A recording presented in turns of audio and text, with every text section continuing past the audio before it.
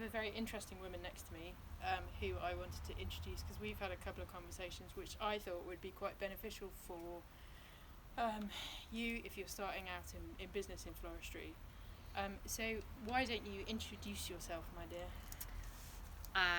My name is Kia, and I am a women's health and empowerment coach. Also have my own business and have been doing this for about 5 years. I also happen to be Grace's cousin. Boom. And yes, we're out in California, and I actually just hosted a 3-day women's health retreat last weekend, and Grace and I were talking about it afterwards, and just the kind of energy in the room and helping women to really step into their own, put aside feelings of guilt when they aren't doing what they're supposed to be doing, which is kind of ludicrous to begin with, and really understanding how their presence affects all the people around them. And, you know, Grace and I were talking about how this relates so well to business, where how we present ourselves in our business really affects how people then relate to us and how our customers then come. And so you were telling me a story about, so Kia started telling me this story on Saturday night, and it was all about energy in the room, that she was trying to explain that there was a fairly dominant person in the group, and they were trying to work around her to get other people to talk. And I sat there thinking, and so me being British and Kia being American, use of language is very different. You know, I'm quite cynical. Kia is much more energetic and much more exuberant than I am. And I was like, what is she talking about? And then, but I thought about it and then thought, actually, when I do workshops, making wreaths or, flower crown workshops, or I'm working, with whoever, my customers, I have to be present with them. I have to be energetic. I have to be the entertainment. I'm there to help them create. And then thought, actually, I'm talking about exactly what Kia was talking about. She was talking about throwing energy out into the room, and I was like, what? But actually, that's what I do. So that was really interesting to kind of think about that and put it into words, I guess. Yeah, because when you are presenting yourself as part of the business, right, we're the name and the face of our business, no matter what we are doing, that if you show up flat, then that's going to reflect on your business. People are going to leave feeling flat, and you're not going to go very far. So we were talking about how when we are doing a presentation or a workshop or whatever it is, it's really important that we show up with the energy that we want to leave our clients with. Absolutely. And when we do that, then they're much more satisfied, they're much more likely to come back or refer us on. And for some of us, it's harder than others, right? If you tend to be a very introverted, quiet person, you really have to take care of yourself leading up to a workshop when you are going to be on stage, so that you can show up kind of with your full exuberance and energy. Absolutely. And the way that you want to be perceived. And that's really interesting though, because again, this is something we were talking about Saturday night, and I was thinking, taking care of yourself, what are you talking about? And for most workshops, and I've said this to many of the flower school people, Young Bloom's flower school people, that I get nervous before every workshop. And actually, I could take heed from what you say in terms of, actually, can I prepare myself better? Because I think there's part of me that I'm quite introverted, but I absolutely love teaching. I'm hugely passionate about teaching. But is there something that I could do? Because I think a lot of it comes around confidence. Absolutely. Am I good enough to do this? Am I good enough? Yep. And my thing when I'm teaching other people who want to teach people is, you're the expert. They are looking at you like you know exactly what you're talking about. And you need to remember that. But that's a really hard thing to take on. Yep. Because it is just having the balls to go, actually, I'm going to do this. Yeah. It's so important, though. Well, and I love what you said about being nervous ahead of time. And I think that's a really important point to make, because we somehow feel like I need to do something so that I'm not nervous or to calm that. But really, that sort of nervousness, when we deal with it the right way, actually serves us in those moments. That actually is increasing your energy so you can give more to your clients in that moment. It's about how do you kind of pull that energy in and then deliver it to people. My business coach always says, if you're not nervous getting up on stage in front of people, you're not going far enough. You're not pushing yourself enough. You're staying kind of small and you're staying comfortable, which means your Yeah. business is never going to go And very far. that's a really important point, isn't it, about pushing yourself? You know, there's stuff that I've done and there's stuff that I'm looking to do this year and I am doing. Mm-hmm. Scares the crap out of me. You know, Absolutely. and I just think, why am I doing this? You Yeah. know, but it's that thing of actually the confidence to push yourself and then put yourself in a place where people will be watching you, Mm-hmm. but knowing actually I have got this, I can do this. Yeah. You know, and it's worthwhile because Absolutely. I'm sure Kia can identify, you know, the high that you come off of when you do a Mhm. workshop, when you've done your retreat, or, Mm-hmm. you know, it feels great to feel like you've served people, that you've done your job, you've shared your passion, all that kind of stuff. Yeah. I think it's massively important.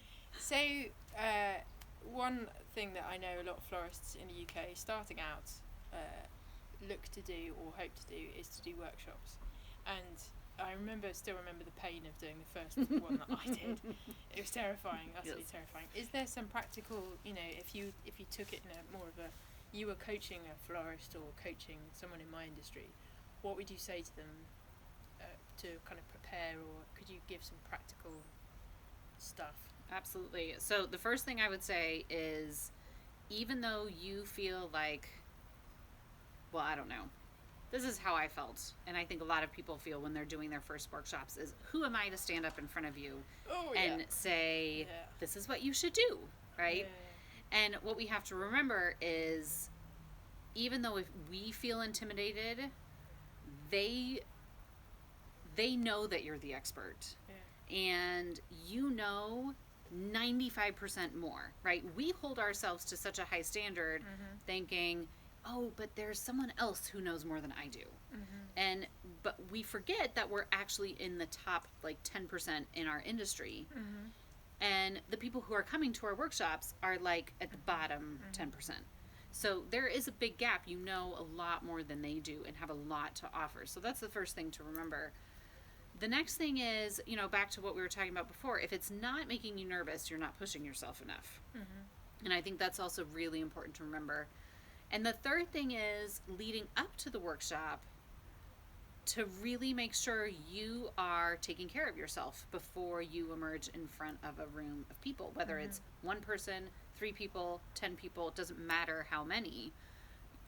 But to do things that kind of fill you up before you go and try to deliver to other people. Because if we're running on empty, then it's very hard to give, and it's very hard to sort of give in a way that will allow people to really see what your value is. Mm-hmm. So whether that's making sure you take walks or get a massage or have some quiet time, one of my favorite things to do right before a workshop is actually to put some great music on Mm-hmm. and amp up my energy and have a little dance party with myself.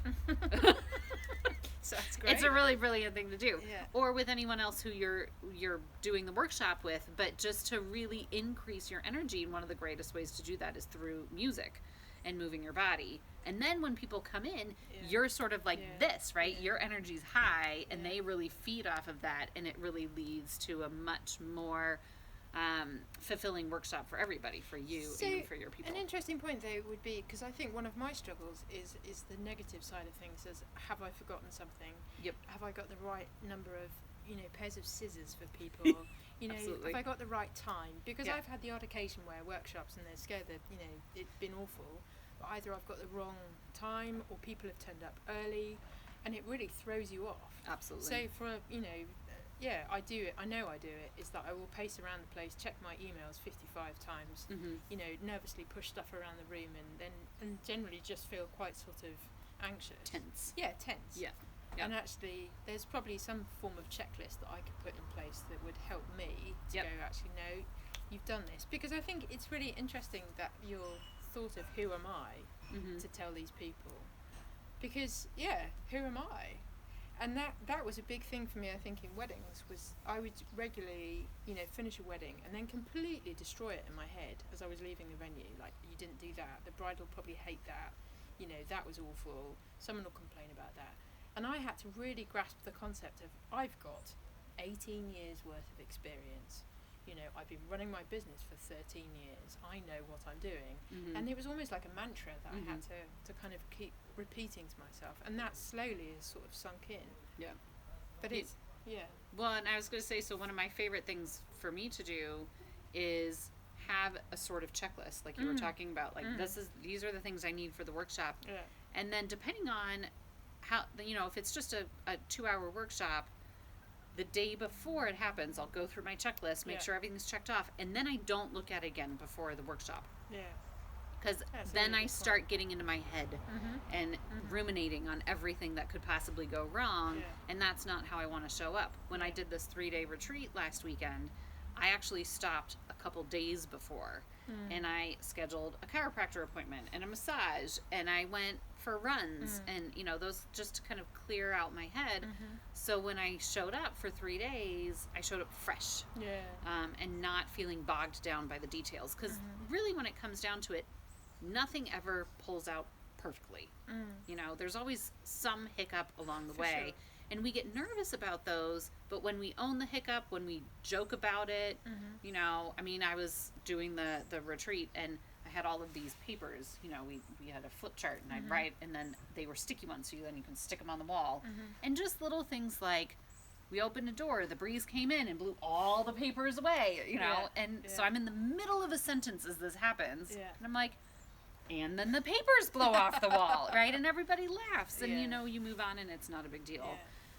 So if you come up short with scissors, you know, and you just make the joke of, and now we get to learn how to share, right? You know, things like that. And then everybody is comfortable and everyone feels good. I do the same. You know, I put flowers in the middle. So we're making flower crowns or something, a flower crown workshop. There's flowers in the middle of the table. Everyone's got their own bunch, but there's bits that people can pull from. And I'll always make the joke of, you know, you play nicely now. And this is a group of grown women, you know, who stopped playing nicely because they know how to play nicely. You know, that whole thing. But the other interesting thing I think is in a workshop.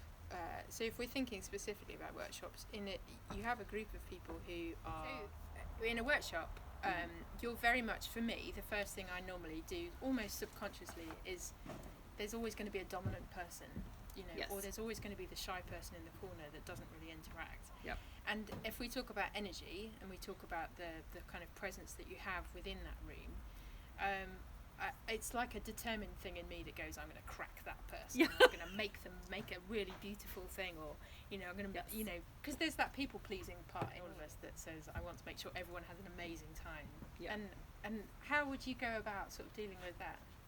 I think that's a really great point, and it is totally true, right? In any group of people, you have the different personalities that come out. You have the quiet one, you have the one that where the energy fills the room. And this goes back to the story that Grace was talking about, where I had this one woman whose energy really, she had very large energy, right? We all know these people. They walk into a room, and even if you don't see them, you can tell they're there, right? And then you have the people who are, their energy is very small, whether they're shy, they're nervous, they're reserved, they're just quiet, they're introverted, whatever it is. And you want to make sure they have a good experience as well and aren't just bowled over by the larger energy. And I think there's different ways that you can handle it, but one of the things that I try to do is really to pay attention to who is getting engaged right away.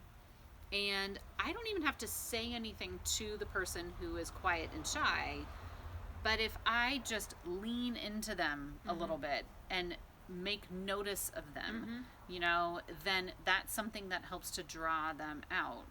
And typically by the end, then I can have, I'll call it the energy field, right? Very Californian thing to say, but can be really more even across the board, so everyone has a full participation going. I would term that sort of more as just being present with someone, because when we're present with people, we're there, we're engaged with them, and I think that's what people, you know, that's what they're feeding off of, is that you're interested in them. Okay, so just to wrap this up, been really interesting talking to you, really encouraging, and I hope that you, listening to this, you found some kind of wisdom in there that you can relate to. I think we're going to try and talk again, obviously on different continents, see what how that works. But if you've enjoyed this, do subscribe to my channel. Thank you so much to all the new subscribers. Really exciting to see it grow. If you want to find out more about the Flower School, it's www.youngbloomsflowerschool.com. And yes, we hope to see you again soon.